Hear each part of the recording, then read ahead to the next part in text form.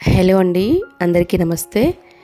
వినాయక చవితికి ఆ గణేషునికి ఇష్టమైన ప్రసాదాలని ఇలా ప్లాన్ చేసుకొని చేసినట్టయితే ఎక్కువ ప్రసాదాలు తక్కువ టైంలోనే ఈజీగా ఏమాత్రం హడావిడి లేకుండా చేసుకోవచ్చు. వీడియో చూస్తున్న వాళ్ళకి ఒక రిక్వెస్ట్ అండి, వీడియో నచ్చినట్టయితే లైక్ చేయడం మర్చిపోకండి.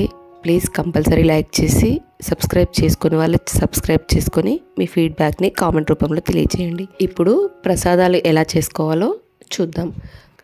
ముందుగా ఒక పావు కప్పుకి శనగపప్పు తీసుకొని ఒక్కసారి వాష్ చేసుకొని సరిపడా వాటర్ వేసుకొని ఒక 15 నుంచి 20 నిమిషాలు నానబెట్టుకోవాలి. తర్వాత ఒక ప్యాన్ తీసుకొని దానిలోకి ఒక 2 కప్పుల వాటర్ వేసుకోవాలి. దీనిలోకి ఒక పావు టీ స్పూన్ సాల్ట్ యాడ్ చేసుకోవాలి. ఒక హాఫ్ టీ స్పూన్ నుంచి 1 టీ స్పూన్ వరకు నెయ్యిని యాడ్ చేసుకోవాలి. ఈ వాటర్ బాగా మరిగేలాగా మరిగించుకోవాలి. ఇలా మరుగుతున్నప్పుడు మనం నానబెట్టిన శనగపప్పుని వాటర్ తీసేసి దీంట్లో వేసుకొని ఒక 10 నిమిషాలు నార్మల్గా ఉడికించుకుంటే సరిపోతుందండి. బాగా మెత్తగా ఉడకాల్సిన పని ఏం లేదు. పప్పు అలా 5 నుంచి 10 నిమిషాలు ఉడికించుకున్న తర్వాత ఒక కప్పుకి బెల్లం యాడ్ చేసుకోవాలి. బెల్లం మొత్తం వాటర్లో బాగా కరగాలి. కరిగిన తర్వాత ఇలా పొంగొస్తున్నప్పుడు అంటే బెల్లం బాగా మరిగి పొంగుతున్నప్పుడు ఒక కప్పుకి బియ్యం పిండి వేసుకోవాలి. ఇక్కడ నేను పొడి బియ్యం పిండినే యూజ్ చేస్తున్నానండి. కావాలంటే మీరు తడి బియ్యం పిండి కూడా యూజ్ చేసుకోవచ్చు, బాగుంటుంది. ఇక్కడ ఒక టీ స్పూన్కి ఇలాచీ పొడి యాడ్ చేసుకోవాలి. ఆ వాటర్లోకి ఈ పిండి మొత్తం కలిసేలాగా ఇలా కలుపుకొని మూత పెట్టుకొని ఒక 5 నుంచి 10 నిమిషాలు పక్కకు పెట్టుకోవాలి. కాస్త చల్లబడిన తర్వాత ఇలా పిండిని మళ్ళీ ఒకసారి బాగా ప్రెస్ చేస్తూ కలుపుకోవాలి. ఈ టైంలో మీకు కొంచెం వాటరీగా అనిపిస్తే పిండి యాడ్ చేసుకోవచ్చు, లేదు కొంచెం గట్టిగా అనిపిస్తే కొంచెం వేడి నీళ్ళు యాడ్ చేసుకొని కలుపుకోవచ్చు. కాస్త నెయ్యి చేతికి అప్లై చేసుకొని ఇలా చిన్న చిన్న బాల్స్లా తీసుకొని చేయి పైన ఇలా రౌండ్గా ప్రెస్ చేసి బాల్స్ చేసుకోవాలి. ఇలా ఉండాలని చేసుకోవాలి. మీకు కావాల్సిన షేప్లో మీరు చేసుకోవచ్చండి.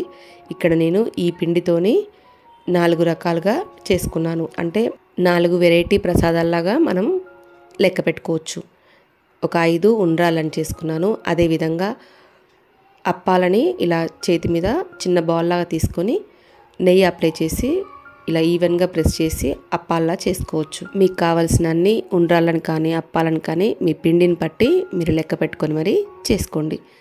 ఇక్కడ నేను 5 ఉండ్రాలను చేశాను, 9 అప్పాలను చేశాను. నేను కలిపి పెట్టుకున్న పిండికి 5 కుడుములు అయ్యాయండి. అదేవిధంగా 5 మోదకాలు అయ్యాయి. అంటే మోదకాల షేప్లో 5 చేసుకున్నాను. ఇలా వేళ్ళ మధ్యలో పిండిని ఒత్తి గట్టిగా ప్రెస్ చేసినట్టయితే కుడుములు రెడీ అయిపోతాయండి. ఇలా ఎన్ని కావాలంటే అన్ని చేసుకోవచ్చు. ఇక్కడ నేను 5 చేసుకున్నాను. తర్వాత ఒక చిన్న బాల్ సైజ్ అంతా పిండిని తీసుకొని ఇలా చేతిలో పెట్టుకొని పైన ఇలా కోన్ షేప్లో ప్రెస్ చేసుకోవాలి. తర్వాత మోదకాల షేప్లో రావడానికి ఒక స్పూన్ని కానీ లేదంటే చాకును కానీ తీసుకొని మోదకాల షేప్ వచ్చేలాగా గాట్లు పెట్టుకోవాలి. మోదకాలు చేయడానికి కూడా బయట మార్కెట్లో దొరుకుతున్నాయి కదండి. అవి లేని వాళ్ళు ఇలా కోన్ షేప్లో చేసుకొని స్పూన్ని కానీ చాకును కానీ ఇలా పెట్టి గాట్లు పెట్టినట్టయితే పర్ఫెక్ట్ షేప్ వస్తుంది. చూసారు కదా, ఒక్క కప్పు పిండితో ఇలా 4 రకాల వెరైటీస్తో ప్రసాదాలు రెడీ అయిపోయాయి కదా.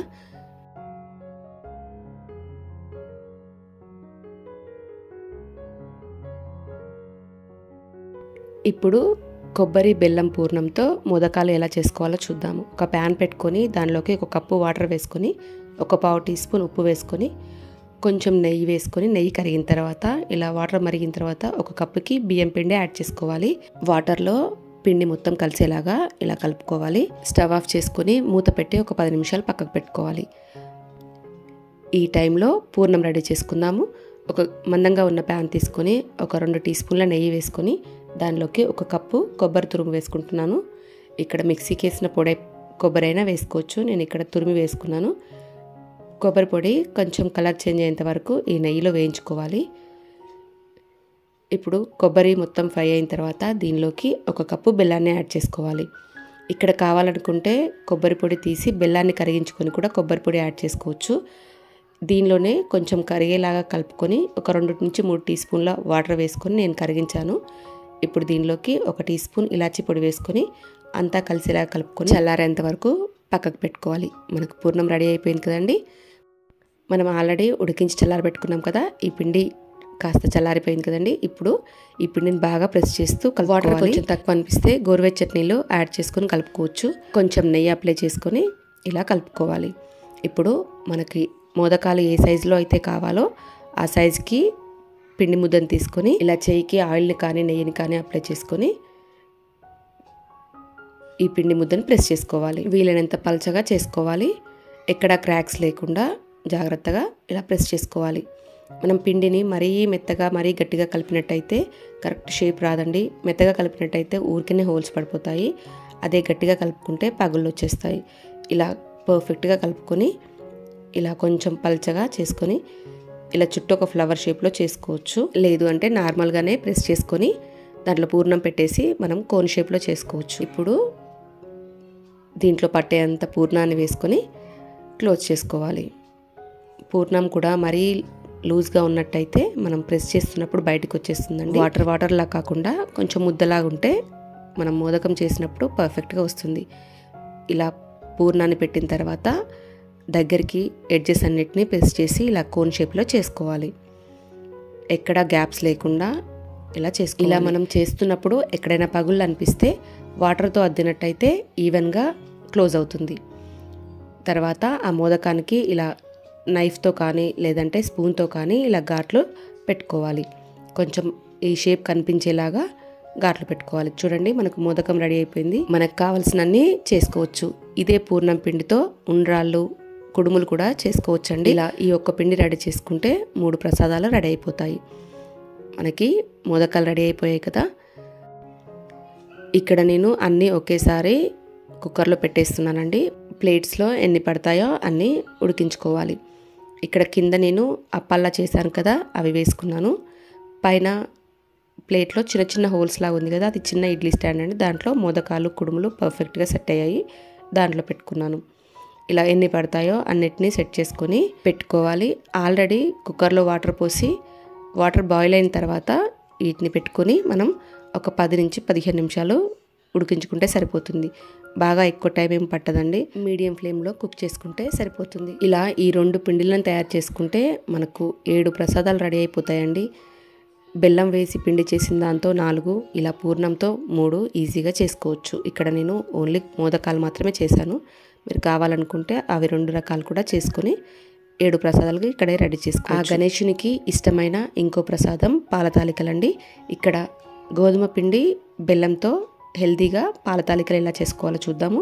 ఒక 1/2 కప్ గోధుమ పిండి వేసుకొని కొంచెం సాల్ట్ వేసుకొని వాటర్ వేసుకొని ఇలా స్మూత్గా కలిపి పిండి పక్కన పెట్టుకోవాలి ఒక 10 నిమిషాలు.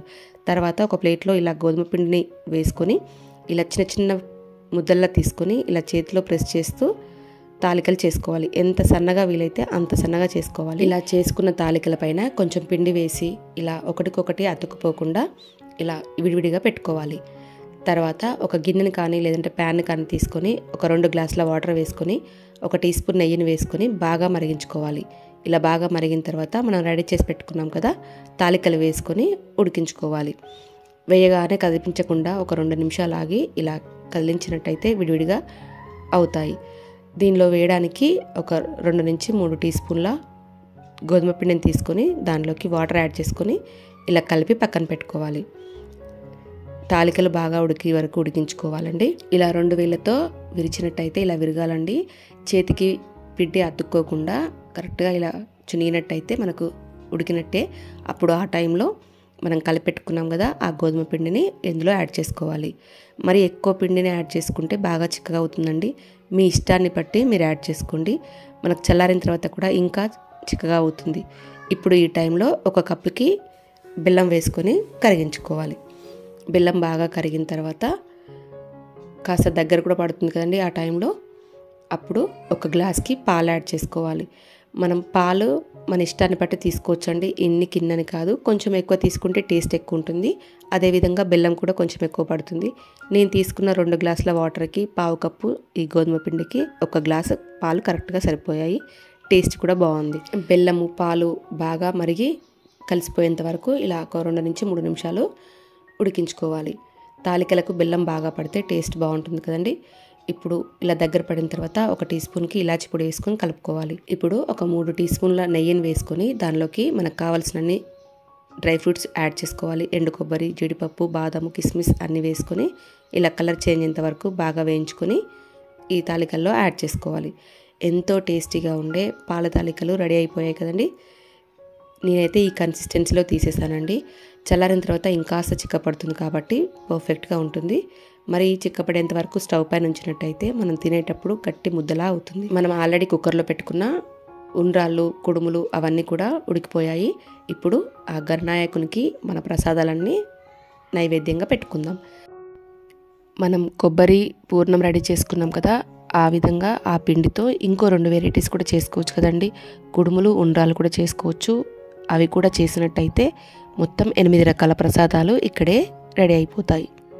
ఈ విధంగా ప్లాన్ చేసి చేసుకున్నట్టయితే తక్కువ టైంలో ఏమాత్రం హడావిడి లేకుండా ఎక్కువ వెరైటీస్ చేసుకొని మనం ఆ వినాయకునికి ప్రసాదాలను నైవేద్యంగా పెట్టుకోవచ్చు. ఈ వీడియో మీకు నచ్చినట్టయితే లైక్ చేయడం మర్చిపోకండి. మీ ఫ్రెండ్స్కి షేర్ చేయండి. ఎలా అనిపించిందో కామెంట్ సెక్షన్లో తెలియచేయండి. కొత్తగా చూస్తున్న వాళ్ళు ఛానల్ని చెక్ చేసి నచ్చినట్టయితే సబ్స్క్రైబ్ చేసుకొని బెల్ ఐకాన్ క్లిక్ చేయండి. నేను వీడియో పెట్టగానే మీకు నోటిఫికేషన్ వస్తుంది. వీడియోని ఓపికగా ఇంతదాకా చూసిన వాళ్ళందరికీ స్పెషల్గా థ్యాంక్ యూ చెప్తున్నానండి. Thank you so much.